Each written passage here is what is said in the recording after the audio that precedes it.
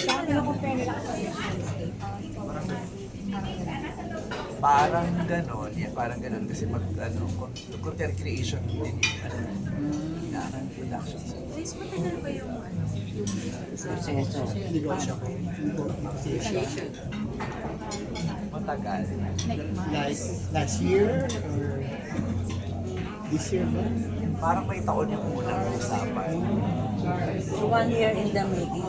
Yeah, kasi nga, nabanggit ko naman kanina, di ba, hindi na ako nahiya, di ba? Kasi syempre, may part of me na masama pa loob ko at that time, Yeah, parang true. fresh pa, parang hindi ko heavy, di ba? I allowed myself to feel muna bago work agad. Syempre, di ba, parang valid naman siguro kung magtatampo ako sa mga ko. Pero I did not close doors, I did not burn bridges. Sabi ko nga, there was never a time na binadmouth ko yung TV5 after Mahal. Mawala kami sa ere sa kanila. So to be clear lang, We were very honest with each other. They allowed me to be honest with them, and they were very honest with me. May mga tanong akong nabigay nila yung sagot, na ipaliwanag sa akin. We have a very open communication. And yun nga, yung pareho lang kasi kami ng goal din eh. Ang goal namin is mapahaba pa yung era ng television, especially sa Pilipinas, di ba? At least, di ba? So magagawa lang natin yun kung magko-collaborate yung mga magko-collaborate at magsasamahin yung mga iba't iba nating kakayahan. Sabi nga ni Abby sa akin, you have what they didn't have, I have what they didn't have. So, why not unite? So tama na talaga yung mga Alam mo, wala namang yung mga tao lang din naman na nagpapalaki sa mga thing. Pero in reality, parang okay naman lahat. Di ba? Parang yung GMA, nakipag-usap, di ba? Usap-usap naman sila. Parang yun eh, isa lang naman ang goal nila eh, na kailangan talaga na magtulong-tulong para mabuhay itong industriya. Kasi tayong lahat dito hindi magiging masaya kung bukas makalawa wala na. Bukod sa itong bread and butter natin, ito yung nagpapaligaya sa atin at ng maraming tao itong Philippine show business. So, mayroon siyang ngayon, may iniinda ngayon yung industriya. So, kailangan yung mga may kakayahan, kailangan magsanib pwersa. ABS, GMA, TV5, and other platforms, diba? Kahit yung mga streaming platforms, diba, nakaka-collaborate din naman. Maganda yung konsepto ng collaboration. Nag-collab nga kayo ni Big Soto, di ba? Yes. It's about time. Ano yung magiging first up na magpasabi? May pressure kasi syempre ayaw nating lahat mapahiya. Diba? Ayaw mo mapahiya sa Media Quest. Ayaw ng Media Quest mapahiya din sila sa desisyon nila. Diba? Sa panindigan na to, diba? Sinimulan na natin yung partnership. Ayaw naman natin mapunta sa ganun lang. Diba? Kasi yung ayaw nating masayang yung kung anong meron tayo na pinagsasama natin. Diba? Yung i-offer nila sa akin, ayoko namang sayakin. Diba? Ayoko rin namang masayang kung pwede i-offer. Gusto namin, matapos man yung kontrata, maging maayos ang relationship ng bawat isa at happy kami. Gusto ko win-win siya. Kaya yun din ang dahilan kung bakit siya nakapag-desisyon ako na, sige, let's do it. It's going to be a win-win for me, for TV5, for Media Quest, for ABS, and for everyone that I will be sharing this win-win. Diba? Service, magiging service siya eh. Vice, no doubt that you're happy kasi and syempre with this kind of deal.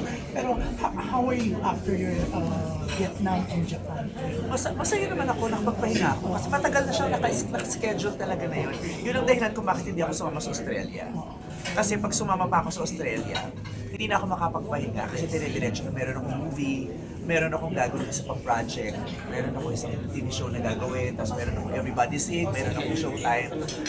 Namamaliw-baliw na rin ako. So, talagang nakaschedule yun. Kaya usapan namin, sige mag-Australia yung si Ann, si Bob, si Joe, si Ogie, si Kim, sila Darren. Australia kayo, ako muna mag-isa rito sa Showtime. Pero pagbalik ko, lalayas talaga. Naka-schedule siya. Ang tagal na namin schedule na syempre iba, akala siya doon sa No, that's not true. pero yun nga, ang tagal mo na rin pinano with your friends Matagal na siya. Hindi naman ako makakapag-absent ng gano'ng matagal na hindi ako management, talaktang aabuso sa Yung TV shows gagawin mo sa GMA? Ano ba yung Sa iba na lang pag-usapan, nakakahiya din sa Midwest. Pero ba sa mga shows ng TV5 ang gusto Meron na akong mga concept. Kasi sobrang nahihiya din ako, sobrang tiwala din sa akin. Kung ano concept may isip mo, yun na yun. Yung gano'n, yung Magastos ba alin. ang concept mo? Kasi hindi na din nila alam kung anong gagawin nila sa pera nila. So, Charot. Vice Kelly yung first project. Hindi naman magastos. Siyempre, kailangan din naman nating we have to be very mindful of kung ano yung ibibigay, yung i-share nila sa atin. Hindi naman tayo. Basta we will give what the audiences deserve. Vice Kelly yung first project expected. Kailan yung first project expected ba? Inayos na namin yung schedule. Gusto sana nila din before the end of the year makapagsimula kami. We'll see. Pag ako naman, sige po, subukan natin. Pero pag nag-check na ng kalendaryo, so saan dyan? After Sunday, wala naman ang susunod Monday na ulit. 31 days lang sa isang buwan yung hindi ko na din alam. Pero pipilitin natin dahil mukha tayong pera tanggap tayo ng trabaho. Pero Vice, mapapanood ka ba namin sa ibang mga shows ng TV5? Yeah, may gagawa nga ako ng alam. I mean, the existing shows ngayon. Guesting. Mag-guesting. That would be possible. That's possible.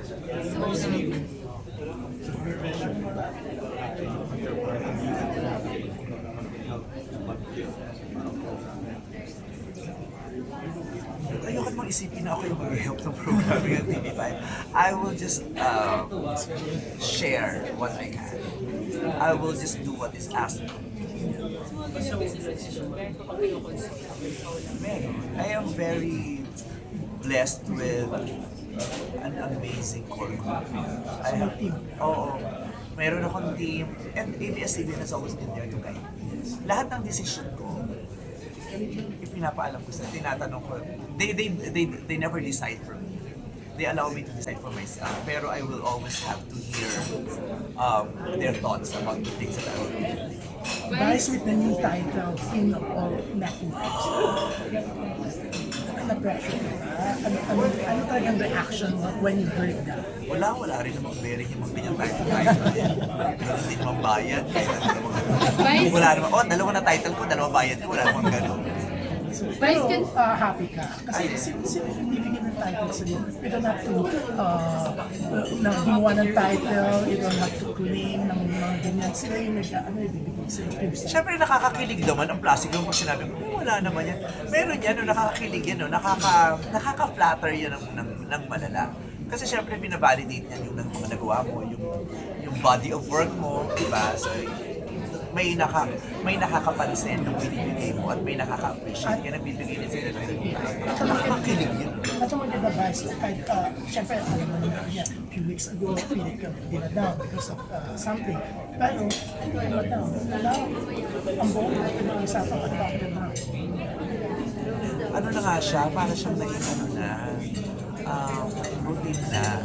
Yung mga karag ako slide, tapos may bonggang mangyayari, yung gano'n. Nababasa ko lang yung online yun pero sabi ko, oo nga no, parang gano'n na yung galawan. Lagi may makukuha ng award, may makukuha ganitong kontrata, may lalabas sa bagong endorsement. Kaya nga sabi ko kanina, di ba, I just embrace life in general. Parang give lang, sige, tanggap lang tayo. Wala naman tayong choice kundi embrace ang life. Wala naman tayong madi-decide. Di ba? We can just adapt and adjust. Pero lahat ng mangyayari, hindi ko naman hawak, di ba? Kung saan man kadadalhin at anong mangyayari sa iyo, hindi mo talaga tayo makapag-decide.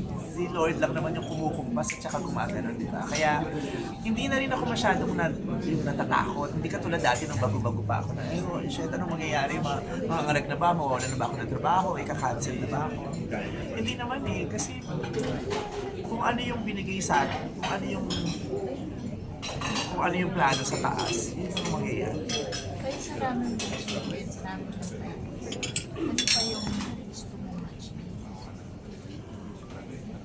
I just want to continue. I just want to continue enjoying the things that I have been doing. I just want to continue creating contents, doing movies, doing TV. gusto ko lang masaya, gusto ko lang chili-chili. Kasi parang masaya naman ang life. Ang hangat ko na lang ay magpatuloy. Magpatuloy na siya. Hindi ako magkasakit. When you pray, may hinihiling ka pa ba o nagpapasalamat ka na? I just always pray for another chance every day. Lord, pang isa pang chance. Diba?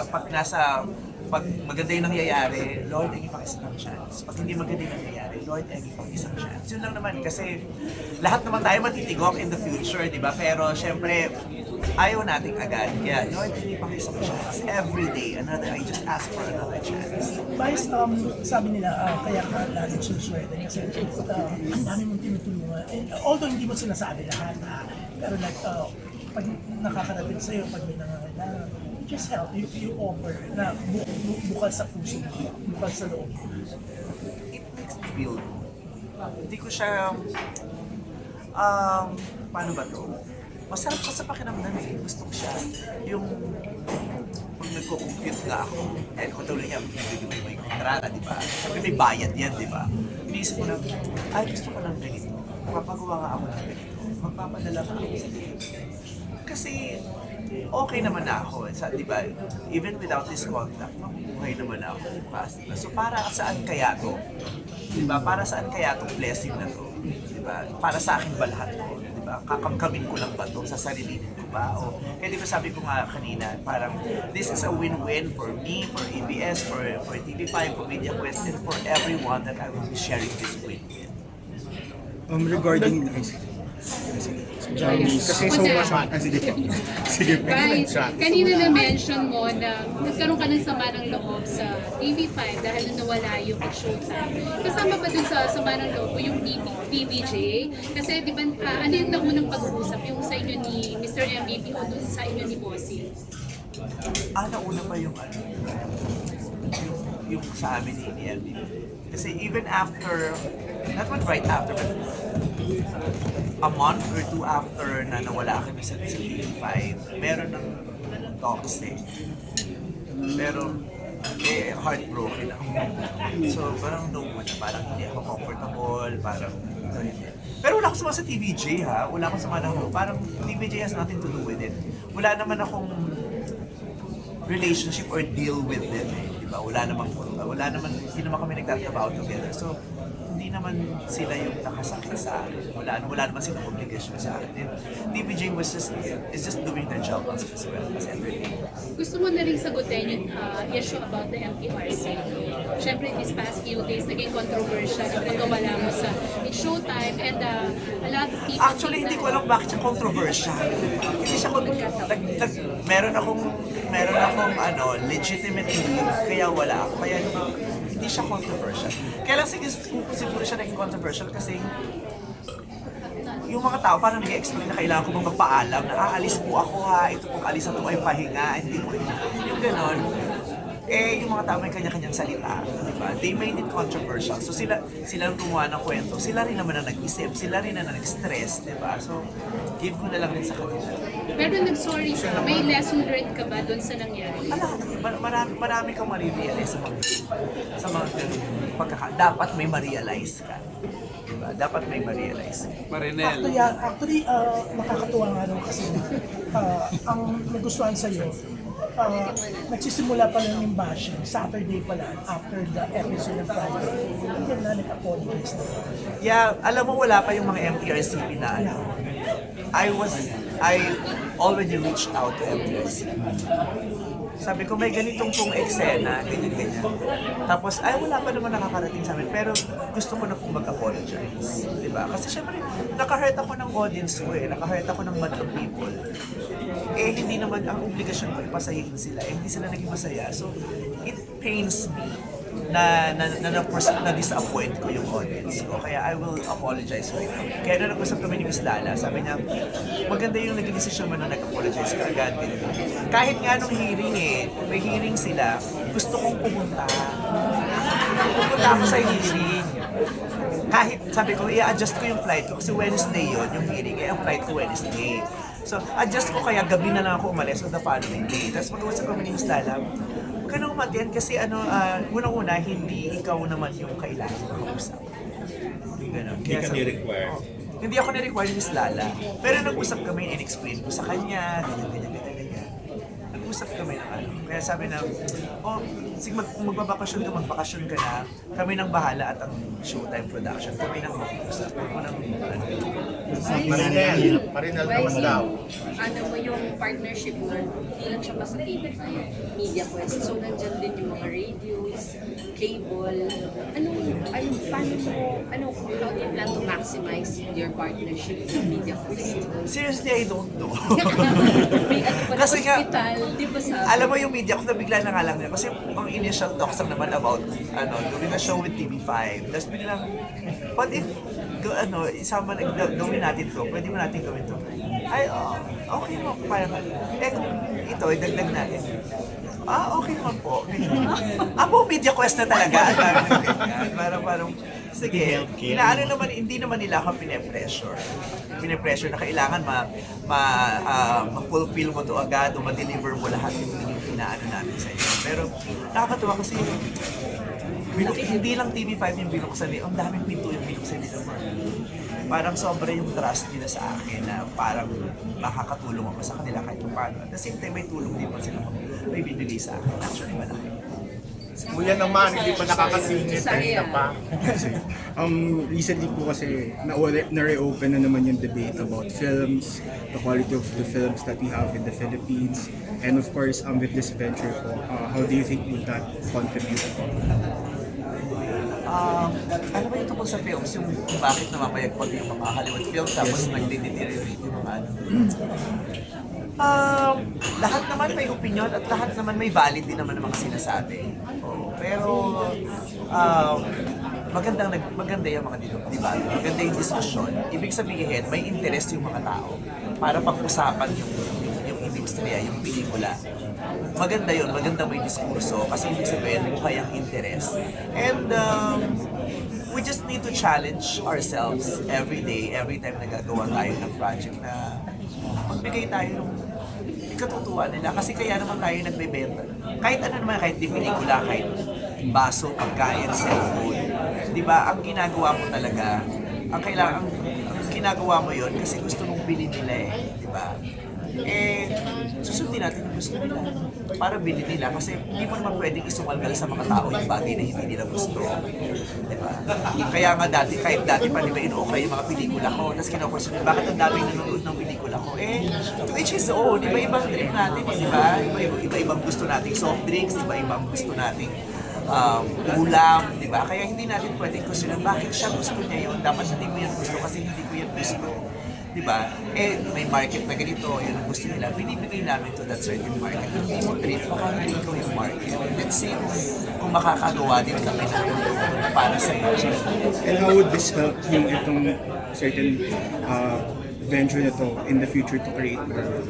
Malaking bagay ito kasi pareho namin kinikilala yung pangangailangan din ng Filipino audience. Diba?